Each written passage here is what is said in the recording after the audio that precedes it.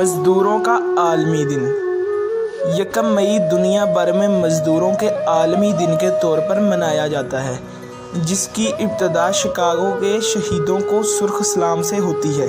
Chicago ہی وہ شہر ہے جہاں سے اس تحریک کا آغاز ہوا تھا اور کتنے ہی مزدوروں کا خون بہا تھا۔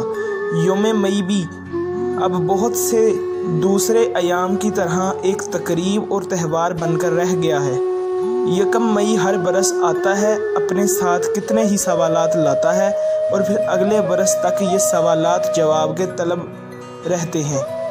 کیا اسی کا نام یوم مزدور ہے؟ پاکستان میں تو جمہوری حکومت نے مزدوروں کے نام پر یہ سیاسی کھیل بھی کھیلا ہے کہ بقول ان کے انہوں نے کارخانوں اور جائے کاروں پر مزدوروں کو شیئر بھی دیے ہیں، اور ایک ٹی وی پروگرام پر پیپلز پارٹی کی بے خبر سیکرٹری اطلاعات فوزیہ وہاب تو یہاں تک برہنگ گئی کہ ان کی جماعت نے مزدوروں کو لاکھ پتی بنا دیا ہے۔